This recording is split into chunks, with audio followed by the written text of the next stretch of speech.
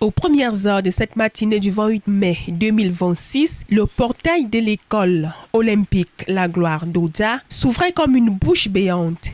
Incapable de se refermer, des cris de maman résonnaient, semblables à des prières désespérées, implorant une réponse que personne ne pouvait fournir. Des hommes frappaient les cris, leur colère vibrante révélait la douleur d'avoir confié leur enfant à un établissement pour finalement récupérer une blessure nationale.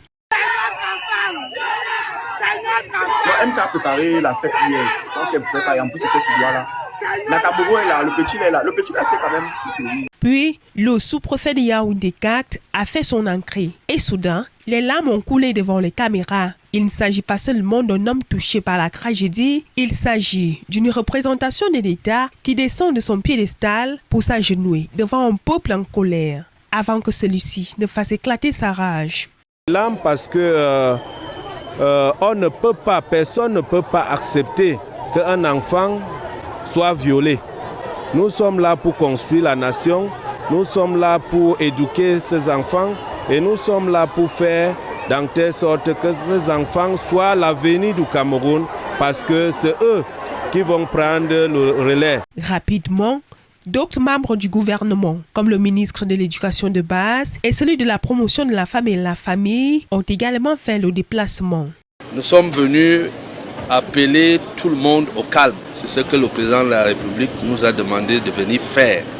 Nous sommes venus appeler tout le monde au calme pour que, pendant que la justice poursuit son cours, l'école puisse continuer avec ceux qui sont là, avec la petite Nawal qui ne va pas rester éternellement à l'hôpital.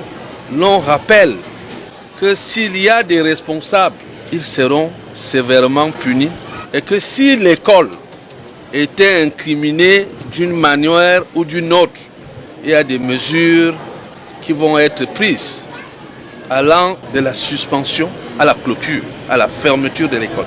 Mais la question demeure, ce violeur serait-il un extraterrestre moral? Les interrogations affluent, alimentées par les récits du père de la victime, relayés par certains blogueurs.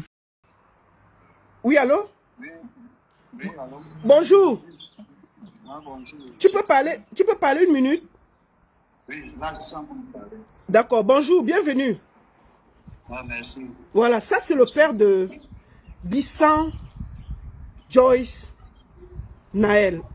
Bienvenue mon frère. Comment Nawal? Bon, bienvenue. Comment ça va? Je sais que ça ne va pas bien. D'accord. Comme tu es dans un bureau, on va aller. Je vais te poser quelques questions. Ce sera juste 5 minutes pour que tu te libères pour aller finir les procédures. La première question que je vais te poser, qu'est-ce qui s'est passé exactement le jour où tu es allé chercher bébé Joyce Nawal? Ok. Bon, le jour où je suis allé chercher bébé Joyce Nawal, j'étais sorti tôt et je suis rentré aux environs de 13h20 à la maison. Et 13h24, j'avais dit à madame que je m'avais cherché le boss. Parce que madame était en train de faire la cuisine, un peu, je ne pas aller chercher le boss à l'école.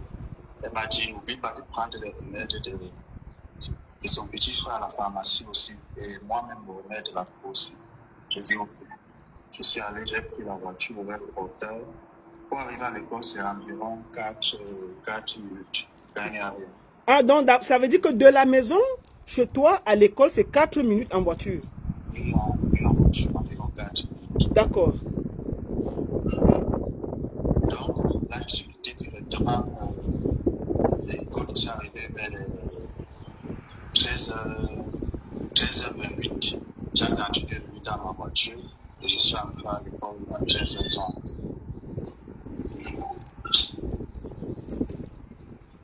Vas-y, on t'écoute, c'est toi qui as le déroulé, oh là là. J'ai trouvé la petite. Les appels, excusez, c'est parce qu'on m'appelle à cause des collègues. Oui, vas-y. J'ai trouvé la petite assise avec ses camarades.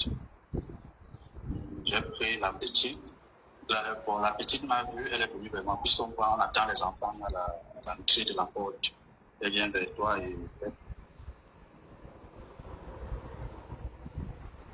D'abord, j'ai eu à papoter, à poser avec la maîtresse, poser la question à la maîtresse, est-ce que c'est nécessaire que les enfants viennent encore à l'école? Parce que moi, à matinée même, je ne voulais pas qu'elles viennent à l'école aujourd'hui. Je ne voulais pas, donc je ne sais pas pourquoi est-ce qu'elle est venue à l'école, il n'y a rien à faire. Elle m'a dit non, je ne peux pas vous dire ouvertement, mais vous pouvez rester avec l'enfant à la maison. Elle m'a dit, vous venez prendre son bulletin, vous, sa mère, dans son dossier. Vous venez prendre son dossier, vous et vous, sa mère. Parce que si vous dites ouvertement, lui, vous n'allez pas, vous allez, certains parents partiront dans la direction et ça crée des problèmes. Là, ma fille s'est levée, puisqu'elle était debout, mais elle allait s'asseoir sur un des jouets de leur cours, parce que leur petite cour est mélangée là. Elle allait s'asseoir et par la suite, j'ai fini et je suis allé prendre, on est arrivé et on m'a dit, papa, j'ai porté, on est parti vers la voiture. On est parti vers la voiture, elle m'a demandé le bonbon. Donc tu l'avais porté? Oui. Ok, vas-y. Nous sommes partis dans la voiture. Elle m'a demandé le bonbon et je suis là, elle s'est assise. D'habitude, quand elle entre dans la voiture, elle fait souvent, soit elle veut démarrer, soit elle touche les clients, soit elle se place là debout, elle augmente le volume de la musique, elle danse. Mais cette fois, c'est juste assise, elle suçait son bonbon. Son bonbon, on est parti à la pharmacie.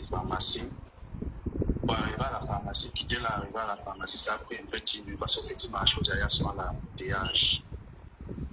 Donc, je peux dire que ça a 10 minutes que j'ai peut-être 10 minutes. L'école pour la pharmacie, peut-être 10 minutes. Et là-bas, j'ai aussi expliqué le médicament que j'avais devoir donner à ma fille, à mon fils. Mais pas bon, voilà, est-ce que le médicament, ils m'ont conseillé dans notre H et trucs là, et augmenter un petit peu.